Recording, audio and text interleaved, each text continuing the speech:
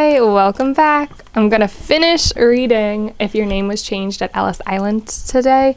We left off reading about what happens when immigrants were released from Ellis Island, and we're going to finish up reading today about what their new lives were like. What did Americans think about new immigrants? Although everyone in America is an immigrant or a descendant of an immigrant, there have always been some people who wanted to keep newcomers out. Others have welcomed them. This has been true for all of American history. The Declaration of Independence, signed July 4th, 1776, created a new nation called the United States. In Declaration, the colonists listed their grievances, what angered them, about King George III and British Parliament. One grievance was that the king had limited immigration to the colonies. In 1841, President John Tyler invited foreigners to come and settle among us as members of our rapidly growing family. And President Lincoln described immigrants as a source of national wealth and strength.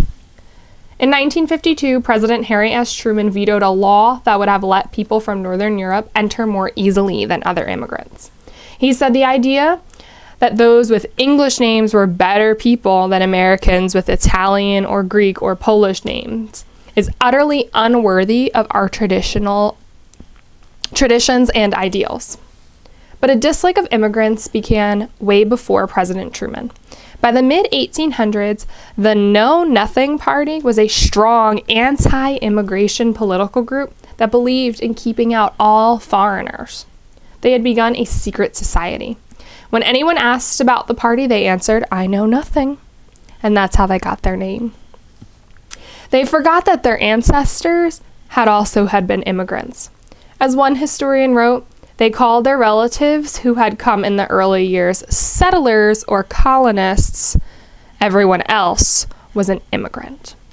The Irish and Germans were among the first to be attacked. Job advertisements often read, "No Irish need apply."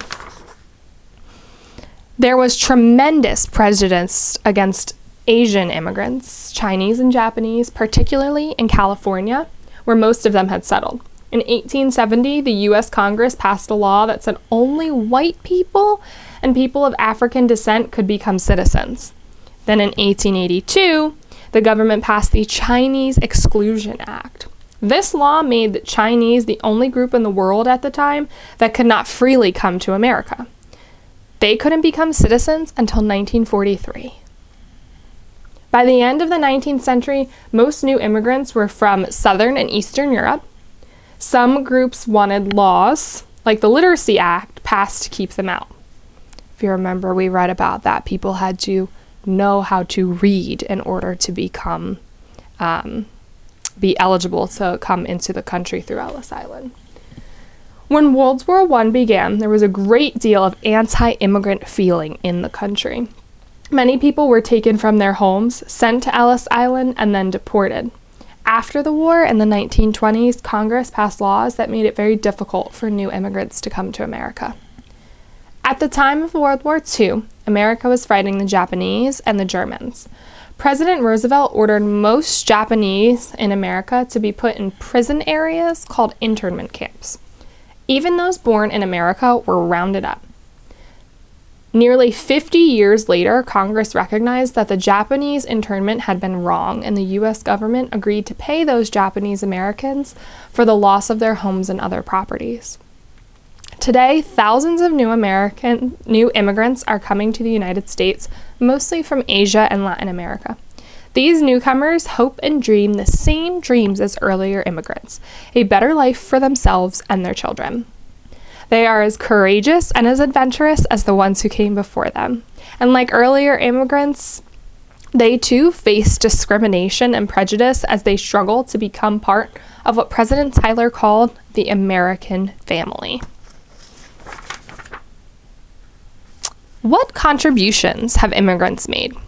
From the time of America's founding, new immigrants have played an important role. 8 of the 55 men who signed the Declaration of Independence were born in other countries. And when Thomas Jefferson wrote in the Declaration that all men are created equal, he used the words of an Italian-born friend, Philip Mazzei. History books often list famous Americans who were immigrants. These usually include Albert Einstein, the German Jewish scientist, Alexander Graham Bell from Scotland, who invented the telephone, Elizabeth Blackwell, English-born, the first woman doctor in America, Knut Rockne, the Norwegian football player and coach, Marcus Garvey from Jamaica, the leader of the Back to Africa movement, Greta Garbo, the Swedish movie star, Spiros Soukros, the Greek movie producer, Irving Berlin, the Russian Jewish composer and songwriter, Enrico Fermi, the Italian scientist, and many others. But millions of immigrants, not just the famous ones, created or started things that we think of as totally American. We take these things for granted, but they are the contributions of immigrants. Log cabins, first built by Swedes. Symphony orchestras and glee clubs, organized by Germans. Movies produced in America by Russian Jews and Greeks. Santa Claus, bowling, and ice skating from the Dutch. Many people contributed to the American English. Yankee is a Dutch word. Alligator is Spanish. Phooey is from German. Prairie is French. Jukebox is African. And gung ho is Chinese. And there are other hundreds more words that were originally foreign and are now part of the English language. If you think of Native Americans as the first immigrants, then the names of many states come from those languages as well. Arizona, Wisconsin, Wyoming, Connecticut, Mississippi, Oklahoma, to name a few. Raccoon, skunk, and succotash are also Native American language words. As Abraham Lincoln said, immigrants have been a source of national wealth and strength. Did some immigrants change their name when they came to America? Bringing us full circle to what our book is called. Many people changed their name or had them changed by an official, like a ship's officer or an Ellis Island inspector. Some immigrants were afraid that they wouldn't be allowed to enter if they had long or unpronounceable names. One young man who came from Russia in 1905 was concerned about his name. He shortened it from Katznelson to Nelson. As a child, Nathan Levine learned his name wasn't really Levine. When his father came to America, he had a long Russian name.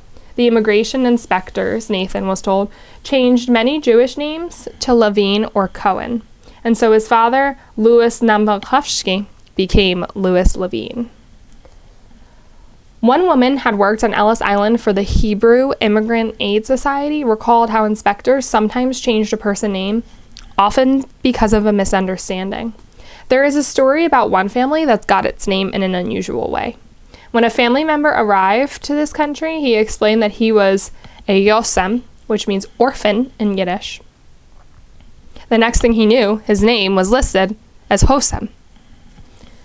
For many years, their new name was the beginning of a new life. They worked very hard, hoping to provide more for their families than they had as children.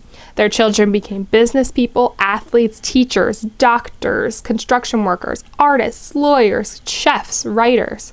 The freedom to choose, which brought so many Americans to shore, was a gift that these immigrants gave their children. When did Ellis Island close? From 1892 to World War I, Ellis Island was the main port of entry into the United States. Millions passed through the Great Hall and down the staircase of separation.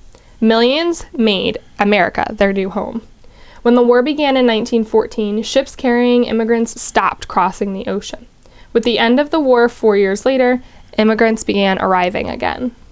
But within a few years of the war's end, Congress passed laws that severely limited the number of people allowed to enter the United States. It was as if the great getaway to America, although still open, was beginning to creak and rust. Over the next year, Ellis Island was used as a detention center for people being deported, a hospital for wounded service people, and a holding center for prisoners of war, and a Coast Guard station.